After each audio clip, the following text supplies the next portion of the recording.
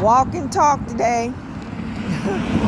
It's kind of busy. Got a lot of cars, that more so than usual this time of day, riding down the highway. All right, so today I'm going to talk about Marcus Garvey, a very respected and revered figure and person in America, especially among the Pan-African, Afrocentric, Black Power people and organizations here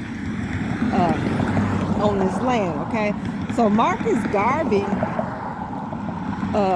was born in 1887 in Jamaica. He's Jamaican, and he died in 1940. He founded the Universal Negro Improvement Association, the UNIA,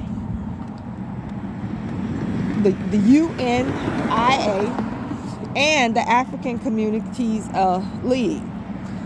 His work was very inspirational to the Nation of Islam and the Rastafarian movement.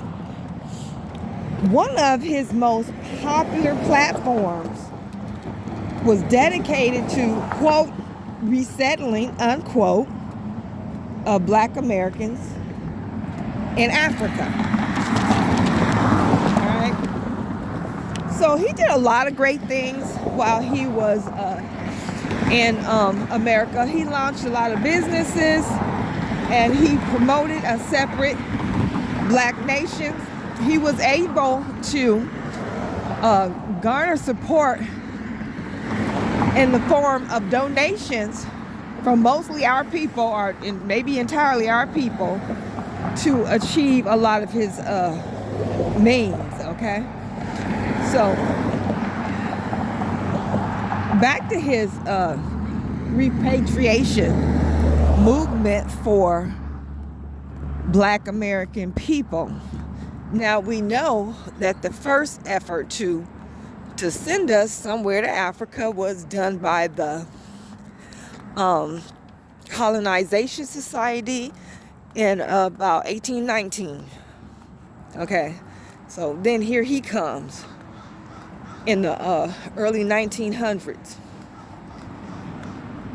with his so-called quote-unquote repatriation agenda for us. All right.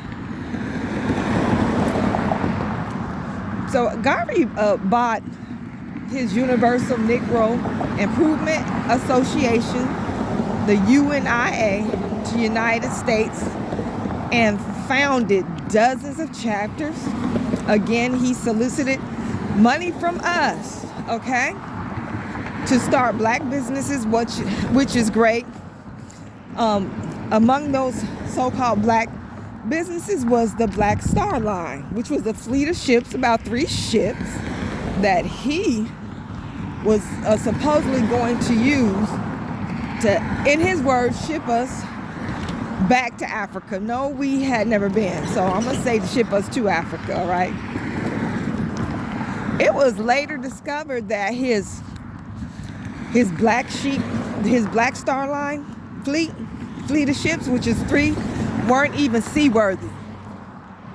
They were not able to take anybody anywhere. So I don't know if he had gotten these ships at a discount and were going to fix them up. So I'm not sure. That hasn't been clear to me in what I have been studying. Okay. So another thing that is very weird about him, and that me personally I don't agree with, and which really hurt his entire platform and hurt his organization, was that he began to rub shoulders with the KKK, discussing Black American people with the KKK. He was supposedly on board with separating ourselves from white people. All right. It's even being said that he touted and talked about his admiration for KKK and other white nationalist groups and gangs. and said that they were better friends to black people than all other white groups and hypocritical whites put together. Now, I understand where he's coming from in that respect, because a lot of these people who are so-called liberal, they're for equal rights,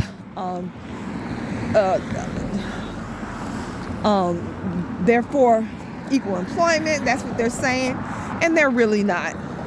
Okay, they're really not. So I guess he's saying that this is what me putting my little opinion in it. I guess he's saying that it's better to be open about who you are than to hide who you are and act like you're something else. Maybe he's saying that, okay? All right. So when he did this, he alienated a lot of our people.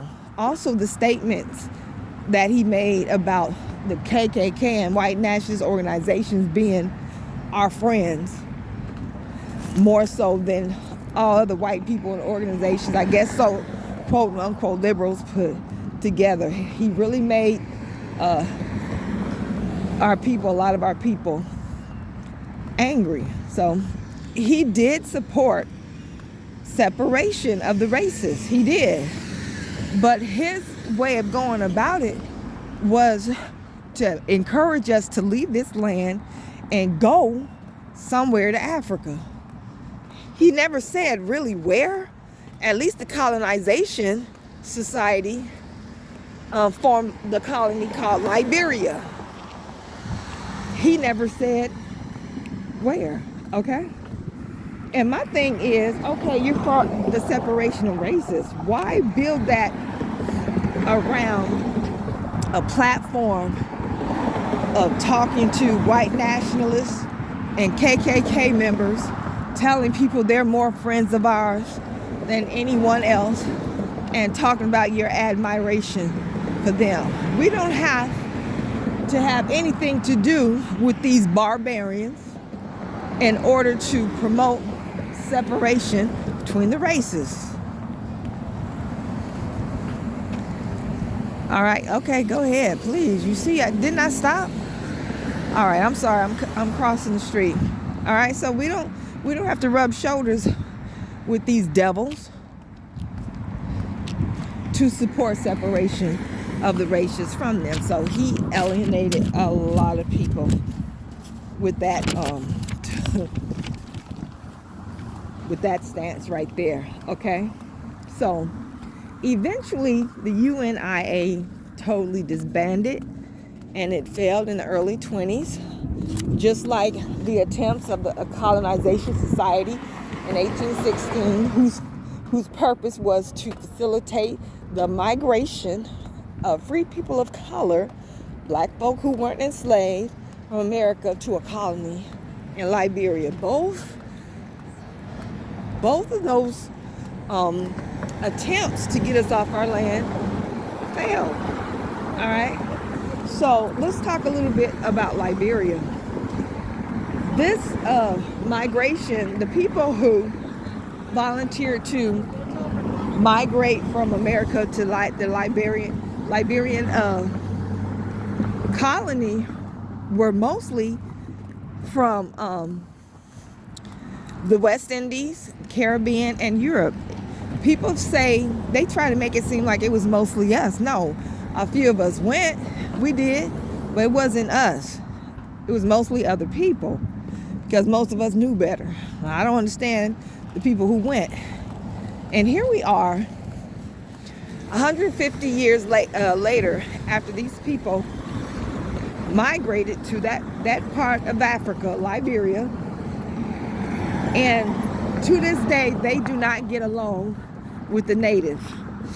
They had a brutal war about 15, 20 years ago, and they still don't like each other, because everybody who went to that land, you're foreigners on that land. You came over there as colonists. You didn't get the permission of the natives, and to this day, they hate each other. So that was a bad deal. right there, if you ask me. All right.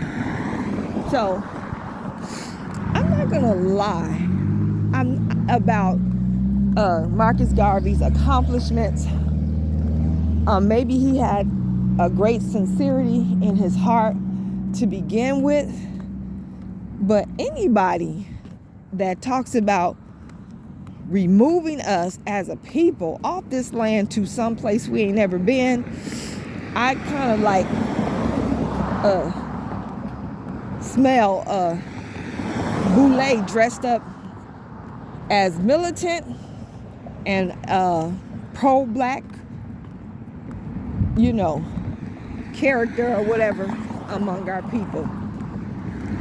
And then you rubbing shoulders with the Triple K. We would never do that. Plus, you were against, Marcus Garvey was against us. Well, I'm going to say it like this. I'm not going to say he was against us defending ourselves against these hostile devils over here.